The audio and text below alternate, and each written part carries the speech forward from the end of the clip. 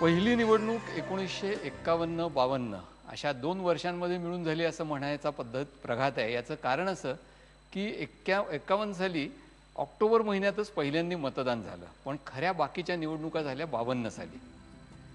भारतातली ही जी पहिली निवडणूक होती ती जगाचं सगळ्या लक्ष वेधून घेणारी निवडणूक होती, कारण जवळपास 20 कोटी मतदार, पण त्यांच्यातले 80% निरक्षर मतदार होते।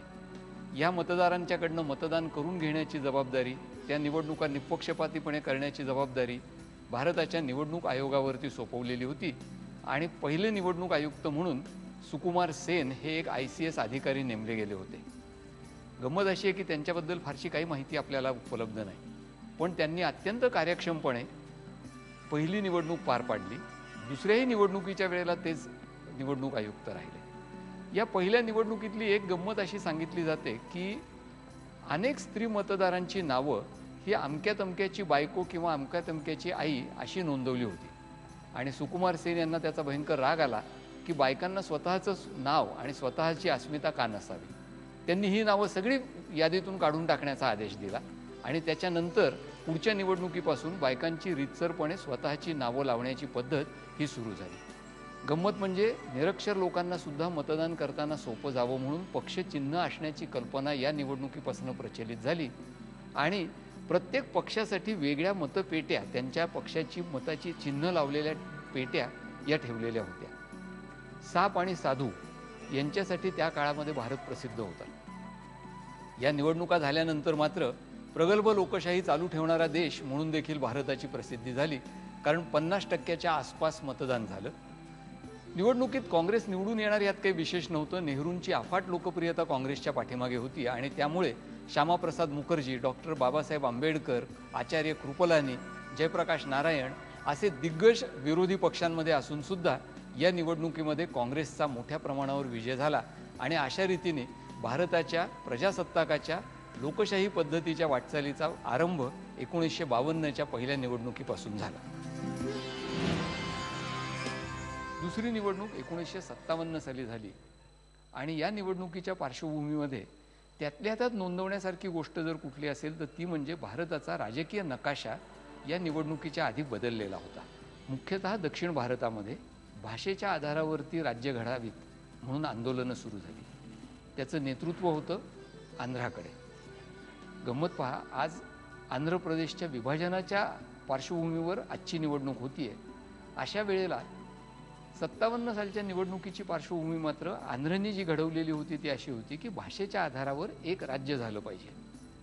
अखेरीस आंध्र प्रदेशातलं आंदोलन अतोनात पेटल्यामुळे आणि आंध्र प्रदेशातले एक गांधीवादी नेते पोट्टी श्रीरामलू यांचा उपोषणामध्ये मृत्यू झाल्यामुळे पंडित नेहरूंना आपली भूमिका बदलावी लागली आणि आंध्र प्रदेशच्या निर्मितीला मान्यता द्यावी लागली। त्याच्यानंतर मग राज्य पुनर्रचना आयोग नेमला गेला आणि रीतसर त्या आयोगाने अहवाल देऊन भारतामध्ये नवीन राज्य कोणती असावीत, कशी असावीत, त्यांच्या सीमा काय असाव्यात हे सगळं ठरवून दिलं। त्याच्याप्रमाणे आज ज्याला तामिळनाडू म्हटलं जातं त्याचं त्यावेळेला नाव होतं मद्रास, केरळ, आंध्र प्रदेश अशी राज्य नव्याने अस्तित्वात आली। त्याला अपवाद एक होता आणि तो अपवाद म्हणजे महाराष्ट्राचा।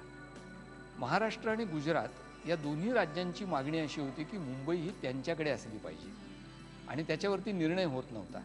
म्हणून 56 साली जेव्हा बाकीची राज्य झाली त्यावेळेला महाराष्ट्राचं आणि गुजरातचं मिळून मात्र 2 भाषा बोलणाऱ्यांचं एकत्र राज्य केलं गेलं आणि त्याला द्वैभाषिक असं नाव दिलं गेलं। या पार्श्वभूमीवर 57 सालच्या निवडणुका झाल्या आणि त्या 57 सालच्या निवडणुकांमध्ये बाकी सगळीकडे काँग्रेसचा विजय होत असताना 2 ठिकाणी काँग्रेसला फटका बसला। एक पार दक्षिणेमध्ये केरळात, दुसरा फटका काँग्रेसला जो बसला तो होता महाराष्ट्रात। एकूण महाराष्ट्राचा जर निकाल पाहिला तर असं दिसतं की काँग्रेस विजयी झाली, पण आज ज्याला आपण पश्चिम महाराष्ट्र असं म्हणतो त्या भागातनं काँग्रेसचे अवघे 2 खासदार निवडून आले। विदर्भ आणि गुजरातमध्ये काँग्रेस विजयी झाली म्हणून यशवंतराव चव्हाण काँग्रेसचे मुख्यमंत्री बनू शकले, अन्यथा या निवडणुकीमध्ये महाराष्ट्रात काँग्रेस सत्तेवरनं गेली असती। पंडित नेहरूंच्या हयातीमध्ये झालेल्या लोकसभेच्या निवडणुकांपैकी तिसरी आणि त्यांच्या हयातीतली शेवटची निवडणूक म्हणजे 1962ची निवडणूक। 1962 साल हे भारतीयांना माहिती राहतं ते मुख्यतः भारत-चीन युद्धामुळे, पण ही निवडणूक त्या चीन युद्धाच्या आधी झालेली आहे हे मात्र लक्षात ठेवलं पाहिजे। या निवडणुकीवरती अर्थातच भारत चीन संबंधांची सावली पडलेली होती। याचं कारण 1957 सालापासूनच सीमेच्या प्रश्नावरती भारत आणि चीन यांची खलित्यांची देवाणघेवाण चालू झालेली होती, चकमकी चालू झालेल्या होत्या। हे सगळं सांगण्याचं कारण असं की आंतरराष्ट्रीय संबंध, संरक्षण, युद्ध या गोष्टींचा सुद्धा निवडणुकांवर परिणाम होत असतो आणि 1962च्या निवडणुकीपासूनच त्याची सुरुवात झाली असं आपल्याला दिसतं। कृष्णम्माचारी हे त्यावेळेला भारताचे अर्थमंत्री होते आणि ते अर्थमंत्री असताना LICनी, त्यांच्या अखत्यारीत LIC होती, LICनी म्हणजे आयुर्विमा महामंडळाने मुंदडा नावाच्या एका खाजगी उद्योजकाच्या खाजगी उद्योगांमध्ये भरमसाठ गुंतवणूक केली आणि ते प्रकरण सुरुवातीला थोडंसं आणि नंतर मोठ्या प्रमाणावर गाजलं। न्यायालयीन चौकशी झाली, त्याच्यामध्ये अनेकांवर आणि मंत्र्यांवर ताशेरे ओढण्यात आले।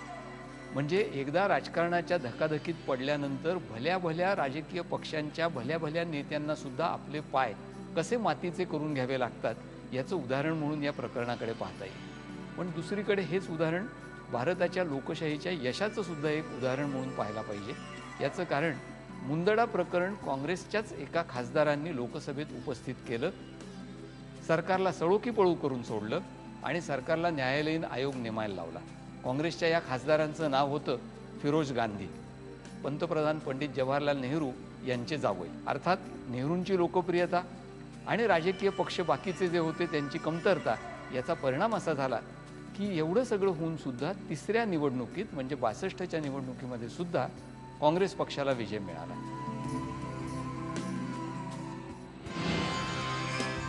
भारतातल्या ज्या निवडणुकांमुळे राजकारणाला कलाटणी मिळाली अशांची जर यादी करायला बसलो तर त्याच्यात काळाच्या क्रमाने पहिली 1967ची निवडणूक दाखवता येईल। 1962 साली चीनच्या बरोबर झालेल्या युद्धामध्ये भारताचा मानहानिकारक पराभव झाला होता। वृद्धापकाळ आणि या पराभवामुळे खचलेले नेहरू हे त्यानंतर मृत्यू पावले आणि त्यांच्या मृत्यूच्या नंतर पहिल्यांदा भारतावरती ही वेळ आली की पंतप्रधानाची निवड आता करायची कशी। नेहरू जेव्हापर्यंत होते तोपर्यंत पंतप्रधान कुणाला करायचा हा प्रश्न नव्हता, पण नेहरूंच्या मृत्यूनंतर काँग्रेस पक्षाने अत्यंत सफाईने आणि अत्यंत शांत पद्धतीने हा पेच प्रसंग सोडवला। सुरुवातीला गुलझारीलाल नंदा जे ज्येष्ठ मंत्री होते त्यांना हंगामी पंतप्रधान केलं गेलं आणि त्याच्यानंतर मग काँग्रेसमधल्या नेत्यांनी एकमेकांशी चर्चा करून वाटाघाटी करून लाल बहादूर शास्त्री यांचं नाव नक्की केलं। लगोलग भारताला दुसरं युद्ध लढावं लागलं। या युद्धाने किमान पक्षी पहिल्या युद्धामध्ये झालेली मानहानी जी होती ती भरून काढली। भारत आणि पाकिस्तान यांचं हे युद्ध बऱ्यापैकी बरोबरीमध्ये सुटलं असं म्हणता येईल। त्यामुळे बरोबरीच्या नात्याने आणि कदाचित थोडंसं वरचढ नात्याने लाल बहादूर शास्त्रींनी पाकिस्तानशी वाटाघाटी केल्या। त्या वाटाघाटी करून जो करार केला, ताश्कंद करार या नावाने तो ओळखला जातो, तो केला आणि त्याच रात्री त्यांचा मृत्यू झाला। पुन्हा काँग्रेस पक्षाने तीच रीत अवलंबली। तात्पुरते गुलझारीलाल नंदा पुन्हा पंतप्रधान झाले आणि त्यामुळे दोनदा हंगामी पंतप्रधान झाले असं गुलझारीलाल नंदांच्याबद्दल आपण म्हणू शकतो।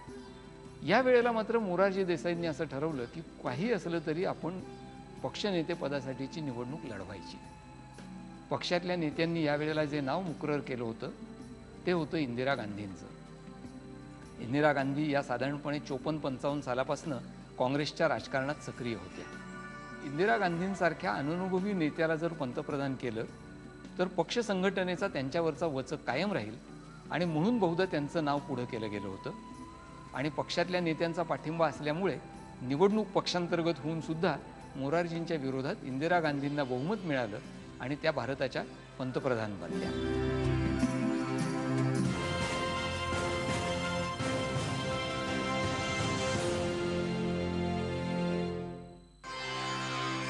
1967च्या निवडणुकीमध्ये मार खाल्ल्यानंतर काँग्रेस पक्षामध्ये अंतर्गत वाद सुरू झाले होते। पंतप्रधान इंदिरा गांधी यांच्यावरती पक्षातले नेते कुरघोडी करू पाहत होते आणि त्याच्या उलट स्वतःचा जम बसवण्याचा प्रयत्न इंदिरा गांधी करत होत्या। या भांडणांना एक निमित्त झालं भारताच्या राष्ट्रपतींच्या निवडणुकीचं। त्यावेळचे राष्ट्रपती झाकीर हुसेन यांचं अकाली निधन झालं पदावर असताना आणि त्यामुळे पुन्हा नवीन निवडणूक घ्यावी लागली। या निवडणुकीसाठी काँग्रेसने संजीव रेड्डी यांना आपलं उमेदवार म्हणून निवडलं, पण काँग्रेसच्या पंतप्रधानांना मात्र संजीव रेड्डींचं नाव मान्य नव्हतं आणि म्हणून त्यांनी आपल्या सगळ्या सहकाऱ्यांना स्वतःच्या विवेकबुद्धीला स्मरून निर्णय घ्या असं आवाहन केलं. अर्थातच त्या सगळ्यांची विवेकबुद्धी आणि इंदिरा गांधींची स्वतःची विवेकबुद्धी या सारख्याच निघाल्या. त्यांनी सगळ्यांनी व्ही गुरींना म्हणजे पक्षाच्या विरोधी उभ्या राहिलेल्या उमेदवाराला मत दिलं. काँग्रेसच्या उमेदवाराचा पराभव झाला, पण पंतप्रधानांना हवा असलेला नेता देशाचा राष्ट्रपती म्हणून निवडून आला.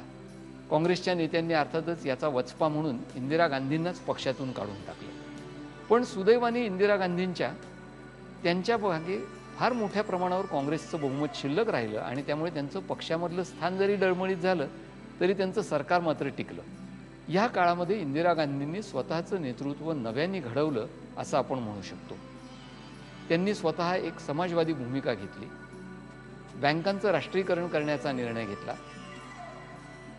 त्याच्याबरोबरच संस्थानिकांचे तनखे रद्द करण्याचा निर्णय त्यांनी घेतला आणि या सगळ्यामधून जे वाद झाले त्याची परिणती म्हणून त्यांनी 71 साली अचानकपणे निवडणुका जाहीर केल्या. त्यांच्या विरोधात झाडून सगळे पक्ष एकत्र झाले. त्याचं नाव होतं बडी आघाडी. एका भाषणामध्ये इंदिरा गांधींनी एक उदाहरणादाखल असं म्हटलं की हे सगळे लोक इंदिरा हटवू बघतायत, मी गरिबी हटवू बघतीये.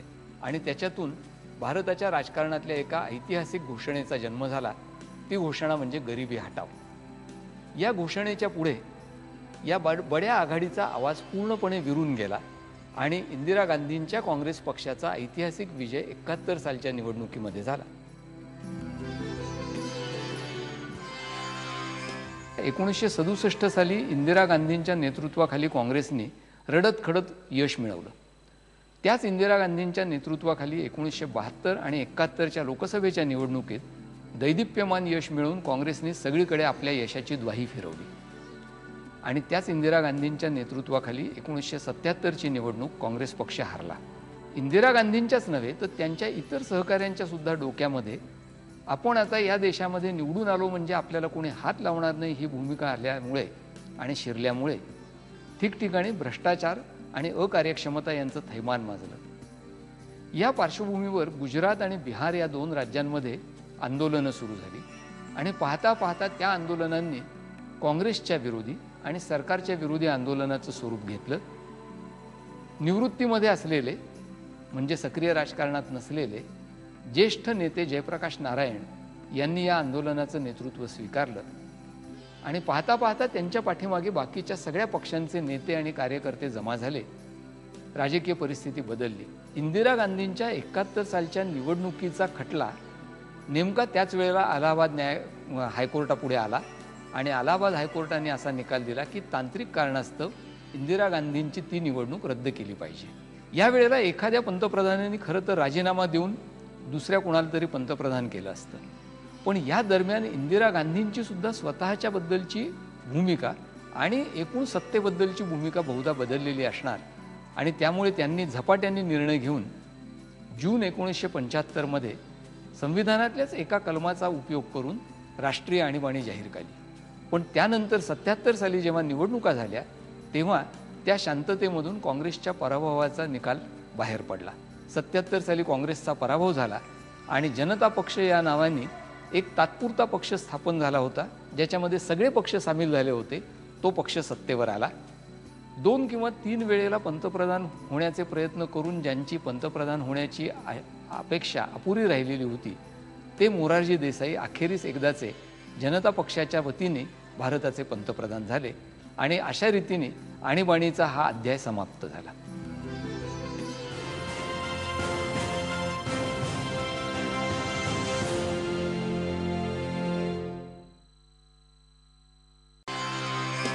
इंदिरा गांधींचा आणि काँग्रेस पक्षाचा 77 साली पराभव झाला होता. हा पराभव केवळ पक्षाचा नव्हता तर पंतप्रधान असलेल्या आणि लोकप्रिय असलेल्या इंदिरा गांधींना स्वतःच्या मतदारसंघात सुद्धा लोकांनी निवडून दिलं नव्हतं.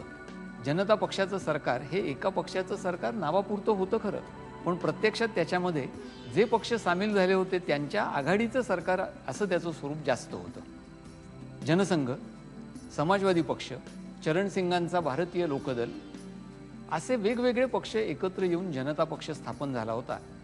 हे जनता पक्षाचं सरकार जेमतेम 2.5 वर्ष देखील टिकलं नाही आणि अखेरीस मोरारजी देसाईंना राजीनामा द्यावा लागला. मोरारजी देसाईंच्या राजीनाम्यानंतर काही काळ चरणसिंगांनी सरकार चालवून पाहिलं, पण त्यांना देखील बहुमत नव्हतं आणि त्यामुळे जनता पक्षाच्या नावाने चाललेलं पण प्रत्यक्षात आघाडीचं असलेलं हे सरकार जे होतं ते नाहीसं झालं आणि पुन्हा निवडणुका घेणं भाग पडलं. या सरकारने अनेक काही गोष्टी करण्यामध्ये चुका केल्या असं त्याचे टीकाकार म्हणतात. त्याच्यातली मुख्य स्ट्रॅटेजिक चूक त्यांनी जी केली ती म्हणजे एकदा लोकांनी शिक्षा दिलेली असून सुद्धा आणीबाणीच्या बद्दल इंदिरा गांधींच्या मागे त्यांनी शिक्षेचा आणि चौकशीचा ससेमिरा लावला. इतकंच नाही तर इंदिरा गांधींना अटक देखील केली. हे बूमरँग झालं. 1980 मध्ये जेव्हा पुन्हा निवडणुका घ्याव्या लागल्या त्यावेळेला आधीच मोडकळीला आलेला जनता पक्ष आणि एका पराभवानंतर खचून न जाता नव्यांनी निवडणुकीला सामोऱ्या जाणाऱ्या इंदिरा गांधी असा सामना झाला. इथपर्यंत आता काँग्रेस पक्षामध्ये इंदिरा गांधींचे जे एकनिष्ठ सहकारी उरले होते ते इतके एकनिष्ठ होते की त्यांनी नव्या इंदिरा गांधींच्या नेतृत्वाखालच्या पक्षाला नाव देताना सुद्धा इंदिरा गांधींचंच नाव दिलं. काँग्रेस आय किंवा इंदिरा काँग्रेस या नावाने हा पक्ष ओळखला जायला लागला. इंदिरा गांधी भरघोस बहुमत मिळवून पुन्हा सत्तेवर आल्या आणि काँग्रेसचं सरकार अवघ्या 2.5 वर्षांच्या अंतराने पुन्हा एकदा आलं. पक्ष हरू शकतो हे जितकं खरं आहे तितकंच तो पक्ष जिद्दीने निवडणुकीच्या राजकारणामध्ये टिकून राहिला तर पुन्हा निवडून येऊ शकतो याचा दाखला इंदिरा गांधींनी अवघ्या 2.5 वर्षांमध्ये दिला आणि त्या पुन्हा पंतप्रधान बनल्या. 1980 नंतर इंदिरा गांधींचं पुनरागमन झालं खरं, पण त्यांच्या पुढचे, देशापुढचे आणि काँग्रेस पक्षापुढचे प्रश्न काही संपले नाहीत. आसाममध्ये आंदोलन चालूच होतं, पण त्याहीपेक्षा गंभीर वळण घेतलं ते पंजाबच्या आंदोलनाने. पंजाबभर दहशतवादाने थैमान घातलं होतं. इतकंच नाही तर खुद्द पंजाबमधल्या अमृतसरच्या सुवर्ण मंदिरामध्ये दहशतवाद्यांचा म्होरक्या असलेल्या जर्नैल सिंग भिंद्रानवाले यांनी मुक्काम टाकला होता आणि त्यांच्याबरोबर तिथे मोठ्या प्रमाणावर दारुगोळा आणि अत्याधुनिक शस्त्रसामग्री ही लपवून ठेवलेली होती. त्यामुळे हे दहशतवादाविरुद्धचं युद्ध सहजासहजी संपणारं नाही हे भारत सरकारच्या लवकरच लक्षात आलं आणि त्याच्यावरती कठोर उपाय करायचं ठरलं. तो कठोर उपाय होता लष्करी कारवाईचा, ऑपरेशन ब्लू स्टार. आणि विशेष म्हणजे त्याचं नेतृत्व भारताच्या लष्करातल्या एका शीख सेनानीने केलं आणि हे लष्करी कारवाईचं काम फत्ते केलं. जर्नैल सिंग भिंद्रानवाले यांचा सुवर्ण मंदिरामध्येच दारुगोळ्याच्या फेकाफेकीमध्ये लष्कराच्या कारवाईमध्ये मृत्यू झाला. एका अर्थाने हा अध्याय इथे संपला, पण तो तसा संपला नाही. याचं कारण त्याच्यानंतर लवकरच खुद्द पंतप्रधानांच्याच व्यक्तिगत सुरक्षा रक्षकांपैकी 2 शीख सुरक्षा रक्षकांनी त्यांच्यावर गोळीबार केला आणि त्यांची हत्या केली. इंदिरा गांधींची ज्या वेळेला हत्या झाली त्यावेळेला राजीव गांधींना तातडीने पंतप्रधान करण्याचा निर्णय काँग्रेस पक्षाने घेतला. राजीव गांधी हे त्यावेळेला अवघे 40 वर्षांचे होते. इतका कमी अनुभव असलेल्या नेत्याच्या नेतृत्वाखाली देशाचं सरकार तर चालू लागलंच, पण नवीन निवडणुका सुद्धा काँग्रेसने लढल्या. अर्थात इंदिरा गांधींचा करिश्मा आणि त्यांची हत्या झाल्याचं दुःख या पार्श्वभूमीवर या निवडणुकीचा निकाल काय लागणार याबद्दल काही कुतूहल असायचं कारण नव्हतं. इंदिरा गांधींना आणि जवाहरलाल नेहरूंना सुद्धा जे जमलं नव्हतं ते राजीव गांधींनी 85च्या निवडणुकीत करून दाखवलं. काँग्रेसला तब्बल 48% मतं मिळाली आणि लोकसभेतल्या जवळपास 80% जागा, 415 जागा मिळाल्या आणि काँग्रेसच्या यशाचा सिलसिला चालू राहिला. एक अत्यंत अननुभवी नेता देशाचा पंतप्रधान तर बनलाच, पण त्याच्या नेतृत्वाखाली जो पक्ष लढत होता त्याला केवळ दिवंगत नेत्याच्या प्रेमाखातर लोकांनी भरभरून मतं दिली आणि काँग्रेस पक्ष पुन्हा सत्तेवर आला.